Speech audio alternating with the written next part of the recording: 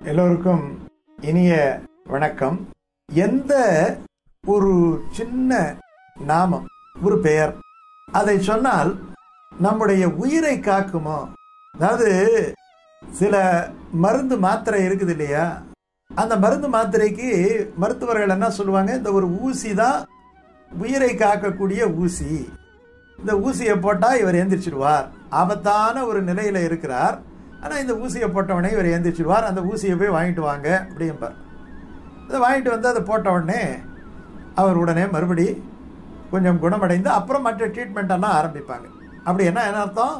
போகின்ற உயிரை தடுத்து நிறுத்துகின்ற ஒரு அற்புதமான மருந்து அப்படின்ட்டு தான் அர்த்தம்.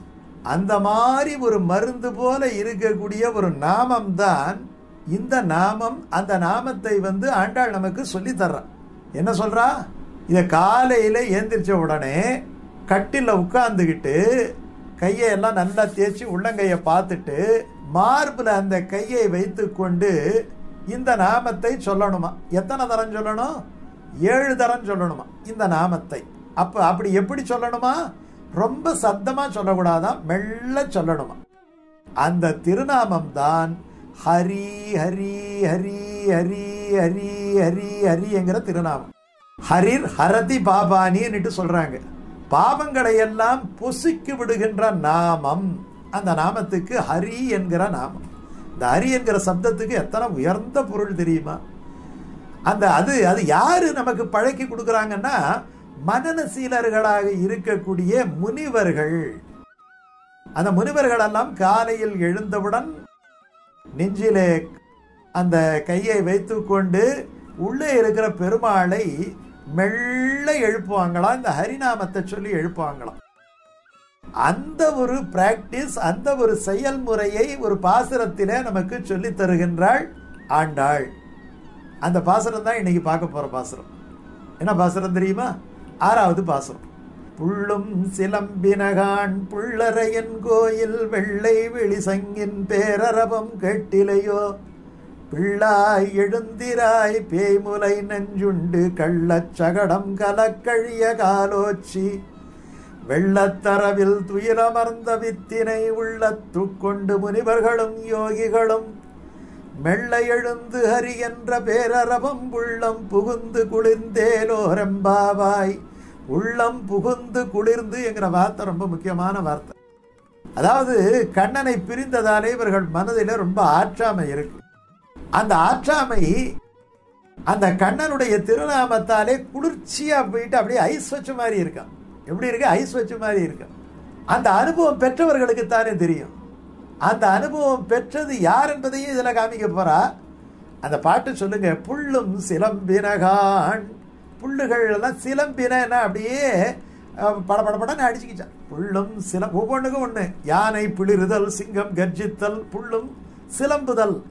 என்ன அழகான தமிழ் சொல் பாருங்க. புள்ளும் சிலம்பின லானா, இந்த லானா இல்லையா, சிலம்பின கான் 3 சுழின்னா பாருன்னுட்டு அர்த்தம். புள்ளும் சிலம்பின கான்.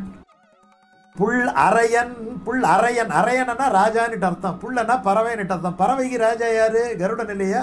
புல்லரையன் கோயில். அந்த கருடன் இருக்கக்கூடிய கோயில் எது? பெருமாள் கோயில். புல்லரையன் கோயில் வெள்ளை வெளிசங்கின் பேரரவம். அந்த கோயில் காலையில திறந்ததற்கான ஒலியாக அங்கே சங்கொலி. உன் சங்கின் ஒலியே சங்கீதம், சரணம் சரணம் உன்பாதம் என்று சொன்னார் இல்லையா? அதனால அந்த சங்கின் ஒலி கேட்குதான். பேரரவம். பேரரவம் என்ன? மங்களகரமானது என்னட்டு அர்த்தம், பெரிய ஒலி என்னட்டு அர்த்தம், பெருமைக்குரிய ஒலி என்னட்டு அர்த்தம். நிறைய அர்த்தங்கள் எல்லாம் இருக்கு. பேரரவம் கேட்டிலையோ, ஊரெல்லாம் கேட்டு ஏந்தி போச்சு, நீ என்ன எழலையான்னுட்டு அர்த்தம். பேரரவம் கேட்டிலையோ புள்ளும் சிலம்பினகான் புள்ளரையன் கோயில் வெள்ளை விழிசங்கின் பேரரவம் கேட்டிலையோ. பிள்ளாய். பிள்ளாயின்னுட்டன்னா அர்த்தம்னா, ஞானத்திலே அந்த அளவுக்கு பக்குவப்படாம இருக்கிறவங்களுக்கு பிள்ளாய் அப்படின்னு சொல்லுவார். ஒரு சீனியர் போகும்போது ஜூனியரை சொல்லும் பொழுது பிள்ளாய் என்று சொல்லுவோம். பகவத் விஷயத்தில் புதிதாக சேர்ந்தவள் இந்த பெண் என்று உரையாசிரியர் நுட்பமா சொல்றார் இந்த பிள்ளாய்ங்கிற அர்த்தத்துக்கு. அதனால பிள்ளாய் எழுந்திராய் பேய்முலை நஞ்சுண்டு. திடீர்னு பார்த்தீங்கன்னா ஒன்று எழலைன்னு சொன்னோம்னா, ஏதாவது ஒரு ஆபத்தை சொன்னோம்னா எழுந்துருவாங்க. ஏந்திரி ஏந்திரி ஏந்திரி வெளியில பேர் அப்படின்னு சொன்னா எந்திரிச்சிடுவாங்க இல்லையா? அந்த மாதிரி இந்த பெண்ணு அப்படியே சோகமா தூங்கிட்டு இருக்கிறான். அப்படி தூங்குகின்ற போது கண்ணனை நினைத்து தான் தூங்குறா. அப்படி தூங்குகின்ற பொழுது நோன்புக்கு போகணுமே நினைச்சுக்கிட்டு தூங்குறான். நீ தனியா கண்ணனை அனுபவிச்சு என்ன பண்றது? எங்க கூட சேர்ந்து அனுபவிக்கணும் இல்லையா? புள்ளாய் எழுந்திராய். இப்ப சொல்றா இது கண்ணனிடத்திலே ரொம்ப பரிவு உடையவள். கண்ணனுக்கு ஒரு ஆபத்து சொன்னா எந்திரிச்சிடுவோம். பிள்ளைக்கு ஒரு ஆபத்து சொன்னா தாய் எங்க இருந்தாலும் போட்டபடி ஓடி வர்றா இல்லையா? அந்த மாதிரி தாய்மையுடையவள் இந்த பெண், பகவத் பக்தி உடையவள் இந்த பெண். அதனால பிள்ளாய் எழுந்திராய் பேய்முலை நஞ்சுண்டு. பேய்முலை நஞ்சுண்டு. இந்த கண்ணனை யாரோ ஒரு பேய் நச்சுப்பாலை கொடுப்பதற்காக வந்து விட்டாள். பேய் முலை நஞ்சுண்டு. அதையே அந்த கண்ணன் குடிச்சுட்டான படக்குன்னு எந்திரிச்சுட்டான். ஐயோ என் புள்ள குடிச்சுட்டானா என்ன ஆச்சுன்னுட்டு. பேசாம இரு, பேய் முலை நஞ்சுண்டு. ஆனா அவளை தொலைச்சு கட்டிட்டான். நஞ்சு உண்டு நஞ்சாகிய அந்த பேய் பெண்ணையே உண்டு விட்டான். பாலையும் உண்டான், பாலோடு சேர்ந்து பாலை கொடுத்தவளையும் உண்டான் சொல்றோம் இல்லையா? பேய் முலை நஞ்சுண்டு. ஒரு ஆபத்தா இன்னொரு ஆபத்து, கள்ளச்சகடம். கள்ளச்சகடம்னா உள்ளொன்று வைத்து புறமொன்று பேசுகின்ற மாதிரி வெறும் சகடத்துல இந்த சகடாசுரன் பூந்து எப்படியாவது இந்த குழந்தைய காலி பண்ணணும்னு இருக்கிறான் இல்லையா? கள்ளச்சகடம் கலக்கழிய காலோச்சி. அந்த பிள்ளை தன்னுடைய காலால ஒரு உதவச்ச உடனே அந்த கள்ளச்சகடம் சுக்குநூறா போய் அந்த அசுரன் கீழே விழுந்து சாய்ந்தான். வெள்ளத்து அரவில். வெள்ளத்தரவில்னா என்ன அர்த்தம்? அமளியும் அந்த பார்க்கடல்ல இருக்கக்கூடிய அந்த படுக்கையும் வெண்மை, அந்த பார்க்கடலும் வெண்மை. வெள்ளத்தரவில் சுத்த சத்பம் என்னட்டு பேர். வெள்ளத்தரவில் துயில் அமர்ந்த வித்தினை.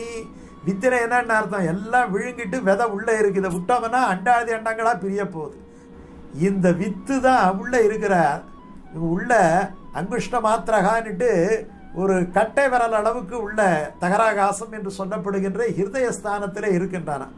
அப்படிப்பட்டவனை எழுப்புகின்றார்கள். வெள்ளத்தரவில் துயிலமர்ந்த வித்தினை உள்ளத்து கொண்டு முனிவர்களும் யோகிகளும். முனிவர்கள் யோகீஸ்வரர்கள் என்ன சொல்றாங்களா? மெல்ல எழுந்து. பகவான் இப்போ இந்த கர்ப்பிணி பெண்கள் எல்லாம் இருப்பாங்க, உள்ள குழந்தை பரண்டுகிட்டு இருக்கும். அவர்கள் பட்டக்கனை எழக்கூடாது, குழந்தைக்கு ஏதாவது ஆபத்து போயிடும் இல்லையா? அதே மாதிரி பகவான் உள்ள அரிதுயில் யோக கொண்ட பெருமாள் இல்லையா? அதனால வெள்ளத்தரவில் துயில் அமர்ந்த வித்தினை உள்ளத்து கொண்டு முனிவர்களும் யோகிகளும் மெல்ல எழுந்து ஹரி என்ற பேரரவம் உள்ளம் புகுந்து குளிர்ந்தேல் வரம்பாவாய். ஆக அவர்கள் தங்களுடைய ஆற்றாமைக்காக இந்த ஹரிநாமத்தை சொல்லுகின்றார்கள். மெல்ல எழுந்து விடியலிலே சொல்லுகின்றார்கள். சரி, நமக்கு இதுல சாரமான செய்தி என்ன சொன்னா, நமக்கு 1000 ஆத்தாமை இருக்கு.